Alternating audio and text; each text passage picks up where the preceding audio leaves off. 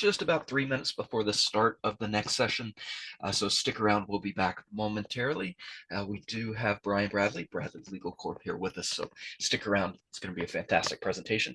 Can't wait to get it started. Thanks for being here.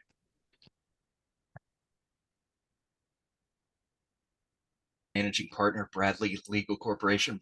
Brian is a leading educator, a nationally recognized asset protection attorney for high risk and high net worth individuals, and a #1 best-selling author of the book Overexposed. Brian, thank you so much for being here. It's all yours.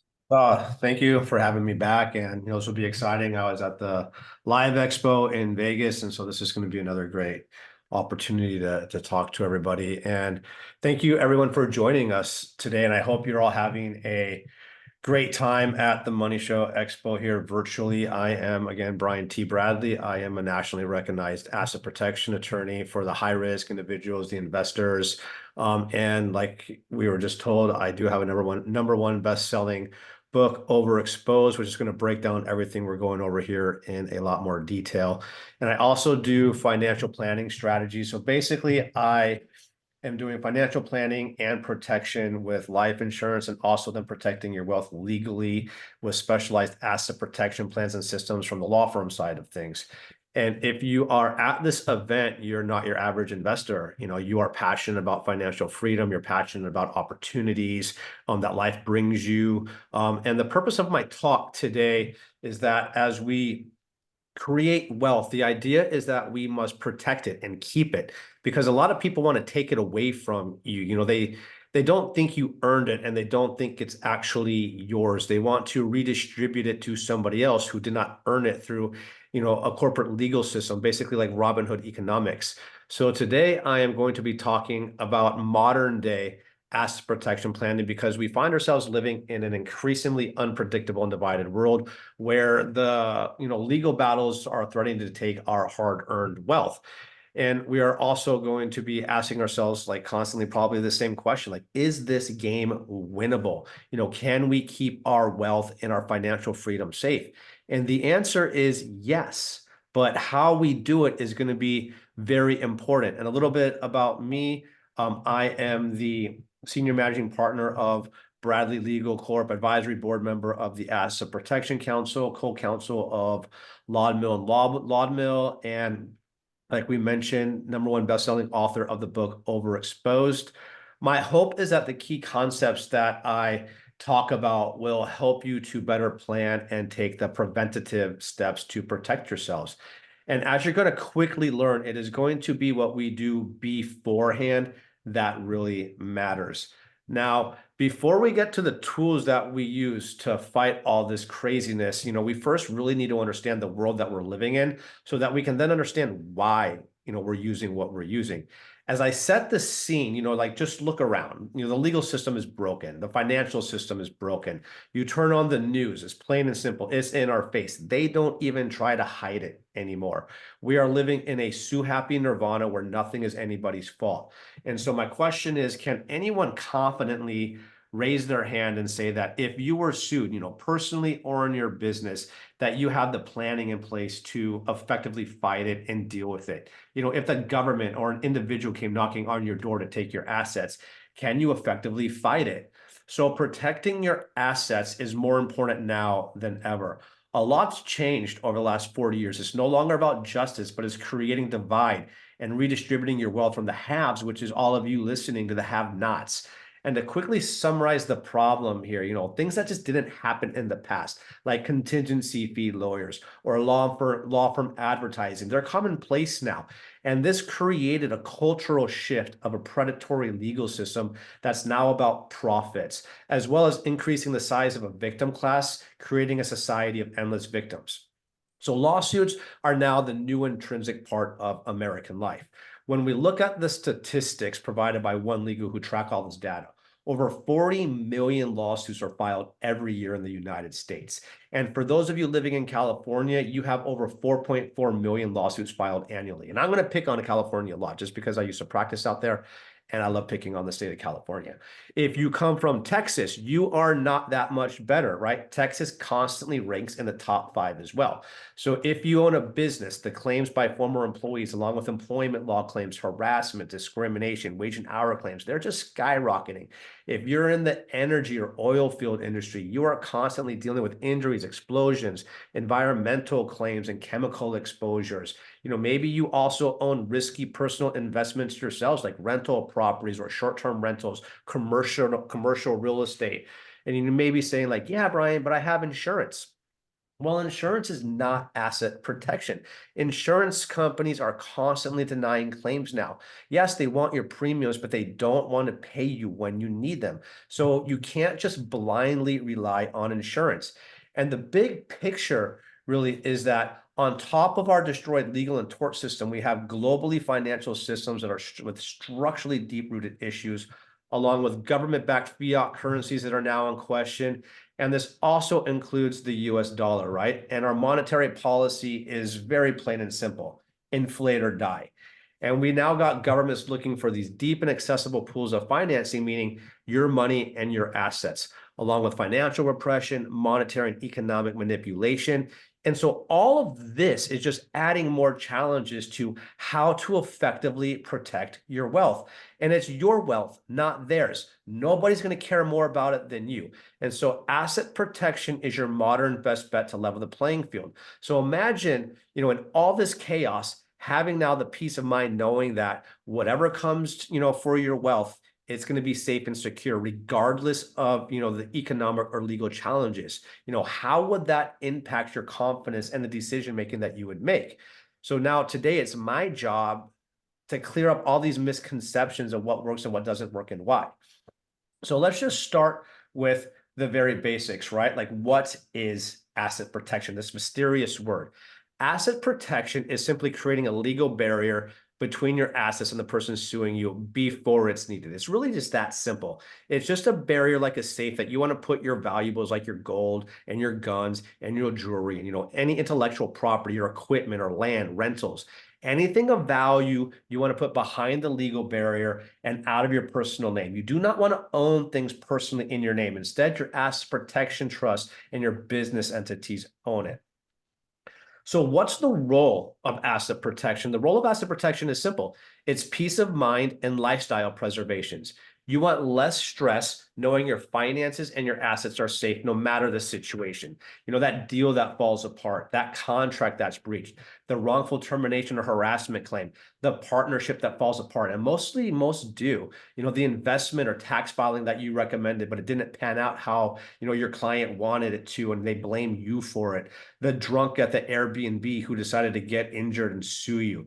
The patient that sadly died on the operating table, the environmental, or climate change lawsuit, that workforce issue, the mold issue that turned into a multi-million-dollar lawsuit. And trust me, like, I've had to deal with these types of cases and many more with my clients. And so this next part is actually really important. All right. Asset protection is not hiding money or moving assets to not pay or avoid paying taxes. That is illegal. You are taxed on your worldwide income if you are a US resident, even if you are Elon Musk and you are mining minerals on an asteroid in space and you made $1 trillion in space. You are still a US resident and your income will still be taxed, from your asteroid space mining program. So please don't call me or an asset protection attorney saying, I want to set up asset protection because I don't want to pay taxes. We're not going to be able to do that. That's illegal. But the two big takeaways here is that asset protection is not to avoid paying taxes, and it must be done before you're being sued. I talk about the timing of creating an asset protection plan in my book, Overexposed, a lot, because this is a critical stage for an asset protection plan to actually be effective.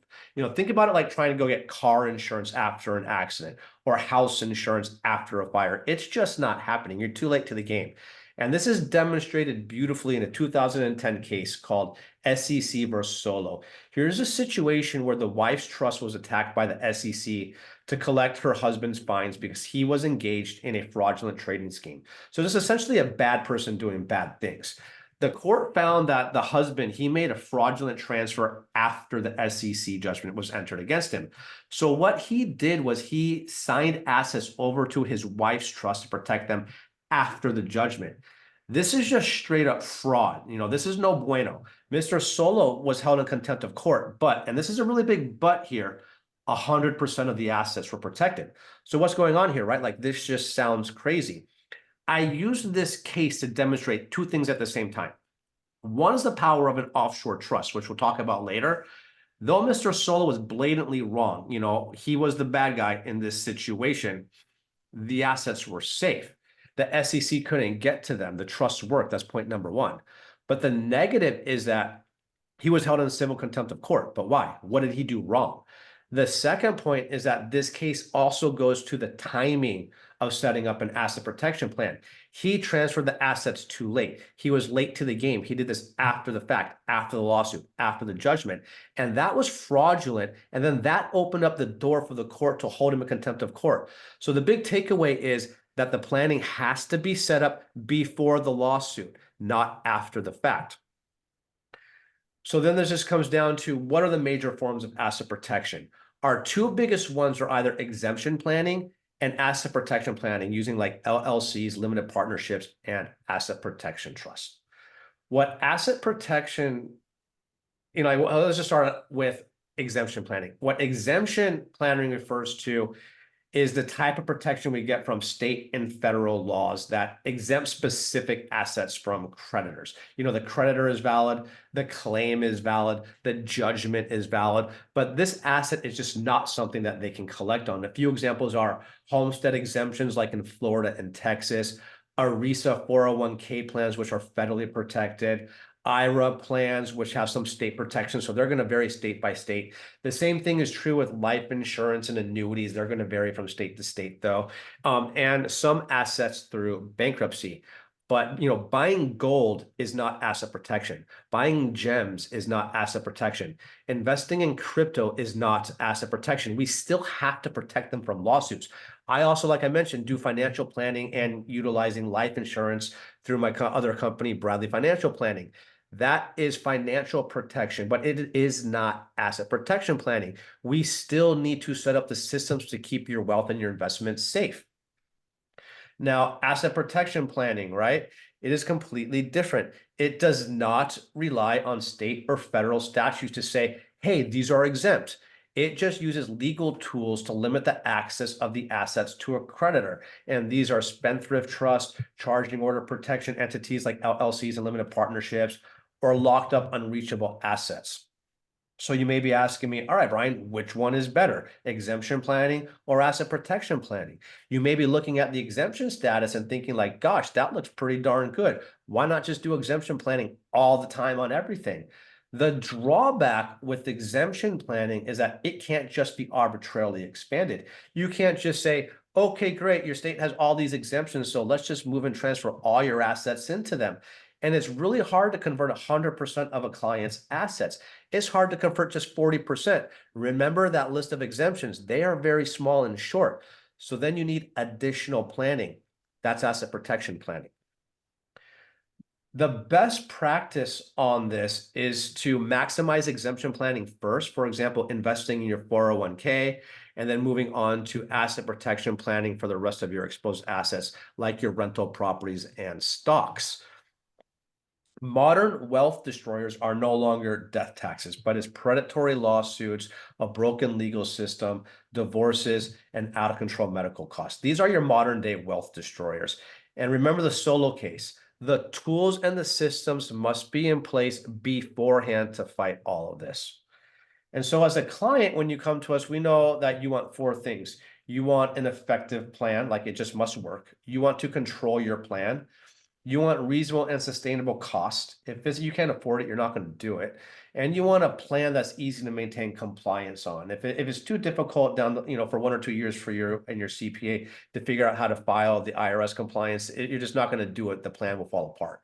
So when we evaluate the different tools and structures, this is the measuring stick that we're going to be using. How many of these boxes can we check off? Or what are we sacrificing and why? And then how can we scale into more boxes to check off later on down the line?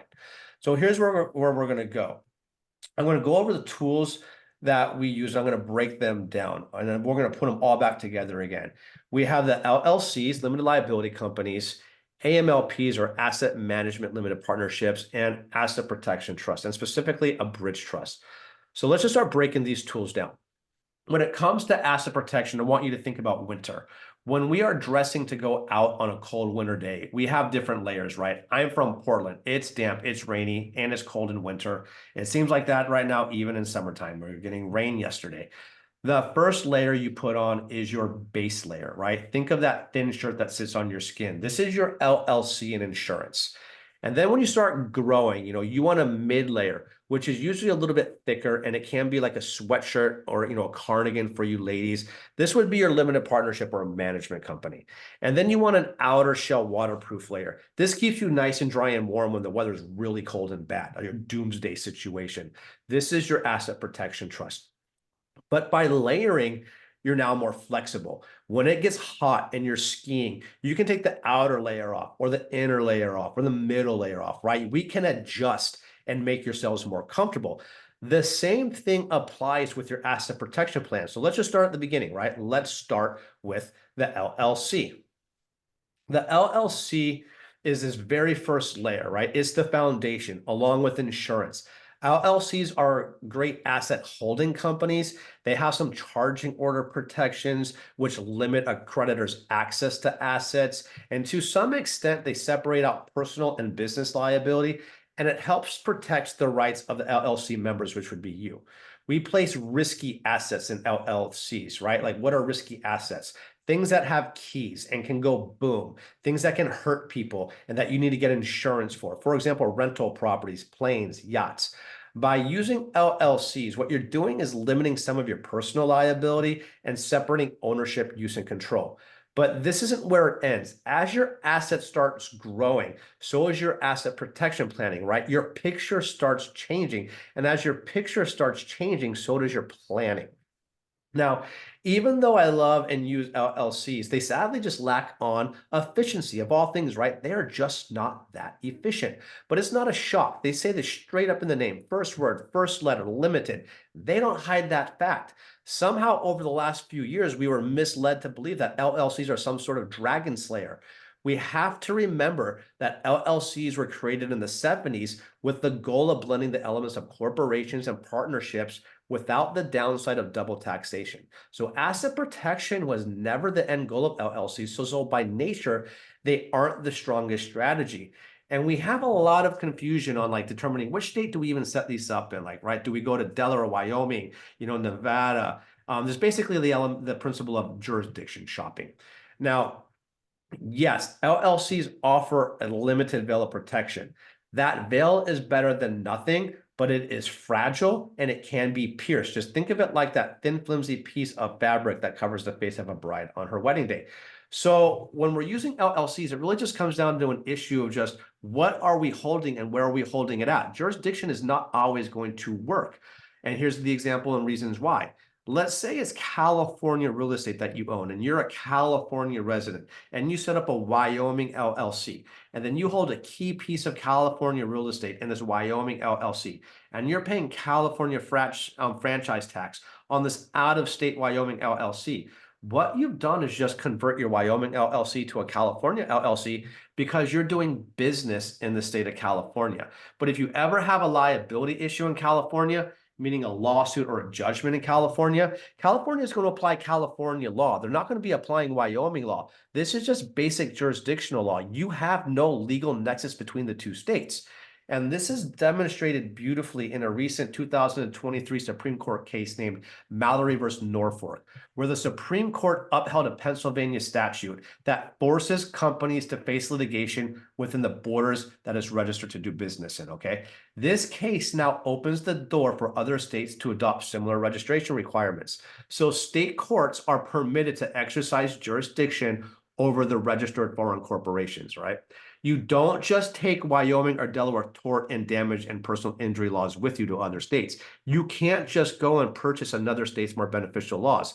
So we typically just say use the LLC in the state that the asset is in, especially if we're using it to protect, like rental properties, investment commercial properties. And this next distinction is really important. You see, sadly, what people do not realize is that protecting real estate is just different. And they confuse business law and contract law with tort law and personal injury liability. When we're setting up a business to sell widgets, we can incorporate in Nevada or Delaware or Wyoming and use any of those states' provisions to govern, air quotes here, right? Internal dispute and affairs of the business. But again, when it comes to real estate and LLCs acting as holding companies for rental properties, after all, that's what we're creating them for in that instance. That is not a business. When a person gets injured on your property and sues your LLC or sues you for damages due to wrongful doings and negligence, that is not a business dispute. That is a tort liability. Tort liabilities do not relate to internal affairs of the business. They are outside the entity. So you really do not have corporate veil protection in that situation.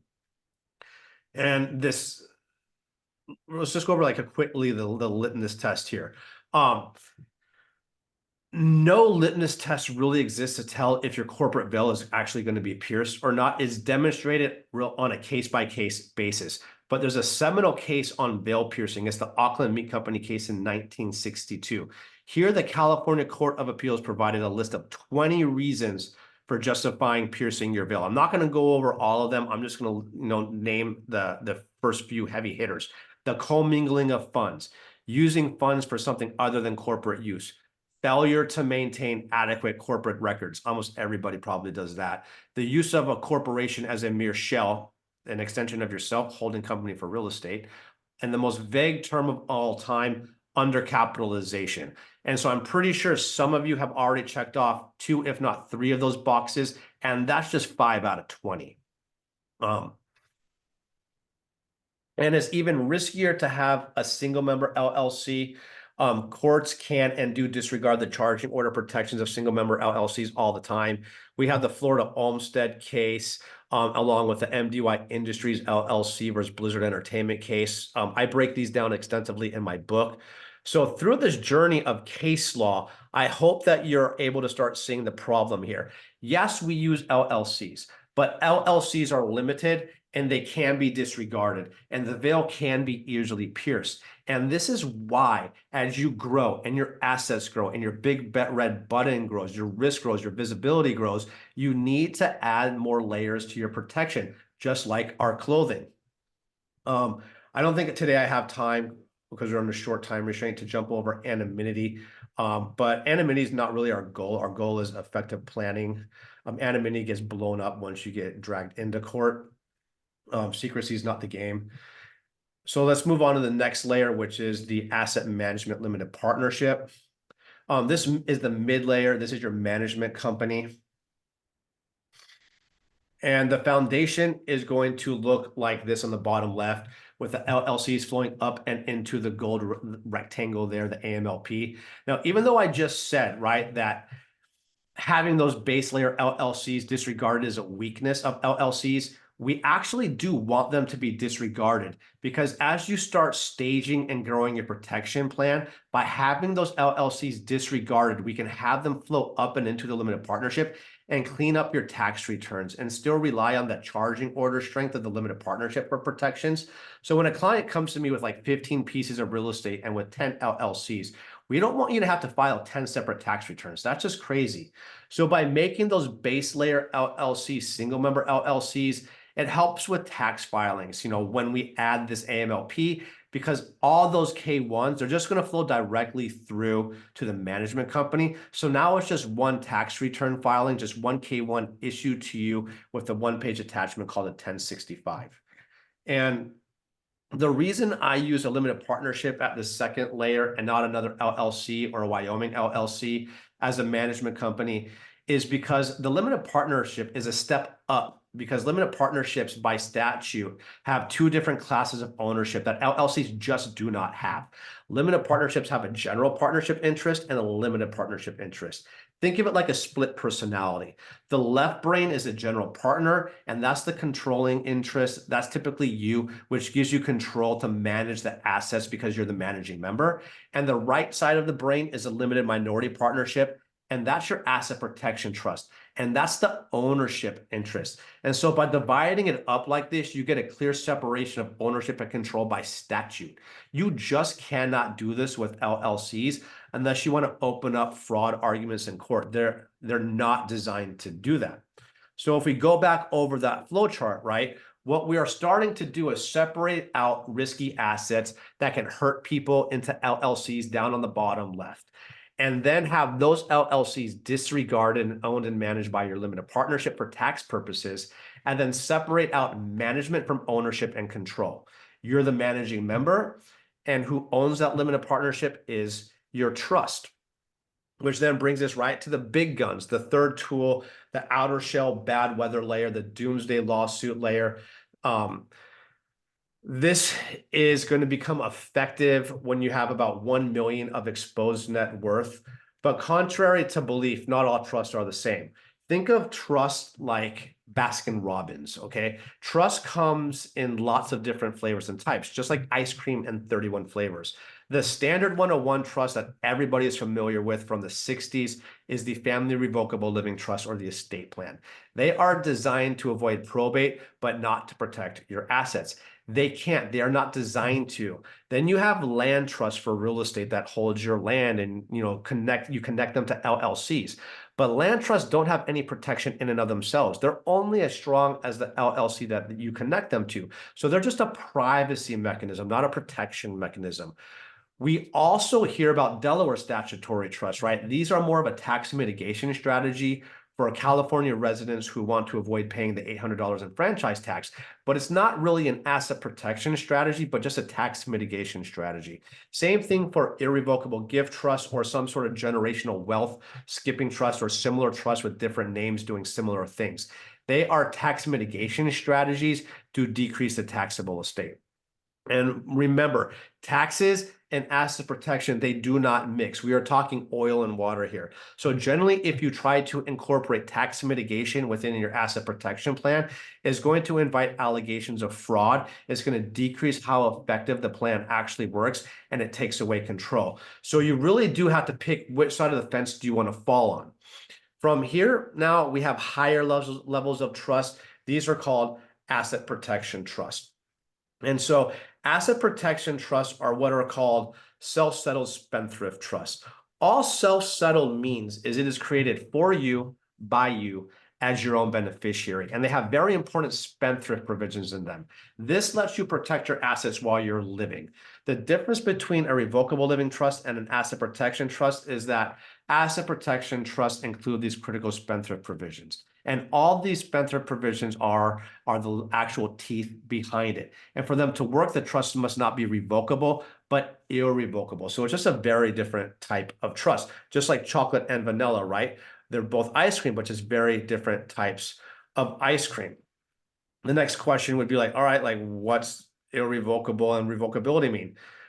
The concept of irrevocability is pretty simple. Irrevocable means any action once done, it can't be undone. For example, like once you jump off a bridge, right, you're off. There's no going back up unless we connect a bungee cord to you. So as a starting point, creating an irrevocable trust is just like jumping off the bridge. Once it's created, you can't revoke it. Its purpose and its terms are fixed. No changes are going to be allowed. But that's not always the case. The courts do allow what's called flexible irrevocability. So it's like connecting a bungee cord to portions of the trust, and it allows us to modify them later on. And the courts are completely fine with that. Now we have two major school of thoughts here. We can set these up internally, internationally, or we can set them up domestically. From a historical context, I just want to break down the offshore came first. It came around in 1984, so about 39 years ago. So it has an insane amount of case law. I like the Offshore Cook Islands Trust when it's necessary because it's just the strongest home court advantage. It's the gold standard in the world even today. And what makes them so great is that it has what's called statutory non-recognition of any other jurisdictional court orders in the world, including the United States. What this means is that if you have a judgment against you in the United States and they took it down to the Cook Islands, your US judgment is completely worthless. It literally has no value whatsoever. The person suing you, they're going to have to prove their case beyond a reasonable doubt, the murder standard, the 99% sure standard. They don't allow contingency fee attorneys down there. That claim is not amendable, meaning once you file it, that's it. You can't go back and amend it later on like we can in the US. The person suing you, they're going to have to front the entire court cost plus flying a judge from New Zealand. And if you lose, you pay. And this is one of the single worst things that we don't have in the US, that the loser does not have to pay the legal fees of the winner. And there's only a 1-year statute of limitations. So if we compare this now, right, to the 4 things that I told you to think about: effectiveness, cost control, compliance. Effectiveness, I mean, yeah, heck yeah, right? Statutory non-recognition, 5 out of 5. But what are its drawbacks? Control. No, we're not going to be successful in control. You're actually going to have to be out of control for that trust to work. Cost. No, cost is going to be really high. Generally, it's $50,000 to $70,000 to set one up properly, and then about $12,000 a year to maintain. Compliance. No, you're still going to have a lot of compliance. You're going to have to do the IRS 3520s, 3520As, FACTA disclosures, and sometimes full trust disclosures. So while we literally have the strongest, most effective trust in the world by far, it's actually not something that we're usually starting out with. It's just way overkill for most. So I got some case law here. I don't have time to go over it just from the time restraints, but what all these cases show is when we're using the purely foreign asset protection trust, even in the worst of the worst cases with people doing criminal activity, the trust hold up. That's that right here. Anderson case, the US versus Grant case, the SEC versus Solo case that I went over. Switching gears now to the domestic side of things, right? Our other options. The domestic options came later. It came about 10 years later in 1998, started in Alaska. Now we got about 19 other states that have some sort of self-settled spendthrift legislation. And so asset protection in the United States is very valid, especially in those states and federally. So the concept is it's important for you to understand. The concept of asset protection is very valid. Just how we go about doing it is really important. The issue we run into with the purely domestic asset protection trust is that they're just not that effective anymore. They're cheaper, generally about $10,000 to $12,000 to set up, but unfortunately, they're designed for the residents of those states. And so in the past, we used to have California residents in a state that doesn't recognize asset protection trust, running off to Nevada and creating a Nevada asset protection trust. Well, that got shut down in a case called Kilker versus Steelman, where the California court said, hey, we're tired of you California residents running off to other states. We don't recognize them, and we're not. And they actually created a 10-year look back period. So why then were attorneys and us running off trying to do this domestically? Well, the advantages of the purely domestic is pretty simple, right? Cost. Yeah, it's cheaper, $10,000 to $12,000 to set up. Compliance, there is none, right? While it's domestic, there is no compliance whatsoever. No 3520s, no 3520As, no FACTA disclosures. So that's great, right? That's the good side. But what about the disadvantages? Well, effectiveness. So unfortunately, of all things, you lose on effectiveness. We live in the United States of America. We have a constitution. Our courts are simply ignoring the choice of law clause. And they fail because of the foundation of asset protection, which is not recognizing any other jurisdictional court orders. But we have the Constitution, Article 4, Section 1, the full faith and credit clause. This means that, for example, Nevada can pass an out-of-state asset protection statute, but it cannot ignore a California court order. So it actually has to enforce it. And it also fails on control. For the trust to even try to have a chance to work, you have to be out of control of that trust. So sadly, we're just seeing a pattern of domestic case law of completely obliterating domestic asset protection trusts. I'm just going to flash them across. I break them down in my book: Bately versus Mortison. What is this one? In Ray Hubbard, Dell versus Dale.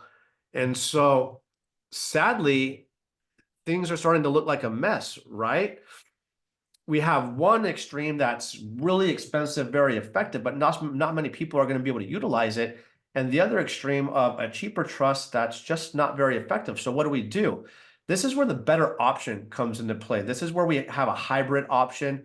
It's called a bridge trust. It's both domestic and foreign.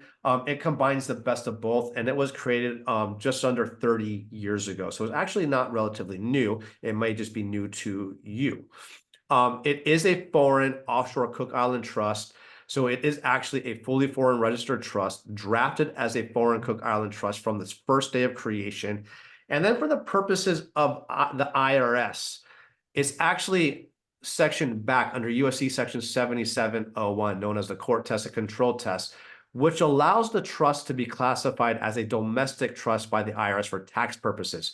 So it's like having two passports. And as long as we stay in compliance with section 7701, the US system says, okay, great, we're going to treat it as a domestic trust. They really don't care. So what we want is to have the option to be offshore if and when we ever want to need that power, and the flexibility of being classified domestically for IRS purposes. Now, the benefit of this is if we have no crisis, right? Meaning no lawsuit, no courts, no issues, when everything is calm and happy, the trust is treated as a simple domestic grantor's trust. And its grantor trust status is going to be key, because what we're doing is combining irrevocability with grantor status. And this is under IRS Code Section 671 through 677. And what that status means is no IRS Form 3520s, 3520As, no IRS FACTA disclosures. Your assets can stay in your US bank account. There's no need for an actual active foreign trustee. This also gives you control of the assets up until the very, very last second. Like, it's just not in your best interest. And it's tax neutral. It's a tax neutral domestic trust. And your maintenance cost is going to be a lot lower. Now, the reason we're talking, right? Post duress. What happens in post duress, like a massive lawsuit? Well, a few things are going to happen. That offshore trustee that we said was on standby, well, they're no longer going to be in standby. They become a co-trustee with you, and then a couple of things can happen. Then you can be removed as the main trustee because you're now in the jurisdiction where that event of duress actually occurred. But remember, you're still the beneficiary of the trust. You're the settler and creator of the trust. We're just removing you while under duress of the as the trustee at that point, since you're vulnerable to the court. So we don't want you in control of the trust at that point in time. So at that point, we can then take whatever steps are needed and are appropriate under like whatever the given threat is to actually protect the assets. So the bridge trust is just incredibly effective, and it hits all the needs that you're looking for. Effectiveness, yes, it is a foreign asset protection trust. Control, yes, you can be in control of the trust right up until the last second where it is appropriate that it's not in your best interest. Cost, yes, there is none. As long as we're not triggering the trust, there is no compliance whatsoever. And compliance, yes, there is no compliance, right? Like, it is going to be classified domestic, and the cost is obviously going to be cheaper to set up. We're talking about half the cost. And so like I generally would put this all together in this really nice demonstration. I don't think we have time for that today. And so what my invitation is for you is, don't try to memorize everything that I went over. Like, I literally went over about an hour and a half worth of material in 30 minutes. So my invitation is, get a copy of my book for the asset protection part. Whatever stage you're at, if you're at the beginning stages and you're just buying your first property, that's great. Or you're starting to create your business, or if you have 50,000, 500,000, 4 million, 100 million, and you're just not sure if you have it all set up correctly. Either way, schedule an appointment and I'll go over your situation. Again, pick up a copy of the book. It's a great resource for you to have. It's kind of the overall horn book of the world of asset protection. Feel free to jump on my websites, www.btblegal.com for the legal side of things, or www.bradleyfinancialplanning.com. Either site will take you to my calendar link for either a legal consultation or a financial planning consultation. And if we got some questions, I'll open up to questions, and thank you for your time. All right, thank you, Brian. Just have time for one question here. They're wondering, Does it make sense to have your brokerage account in your LLC's name? I wouldn't put it in the LLC's name. Like with this, I would assign your personal brokerage account directly into the limited partnership. Like the LLCs we want to use for risky assets, and then those LLCs would be disregarded up into the management company. I would put it into the management company because it's a passive asset. Like paper's not going to sue you. All right, no problem. Brian, well, thank you so much for the time today. Greatly appreciate your time. Thank you again. Yeah, absolutely. Thank you for having me.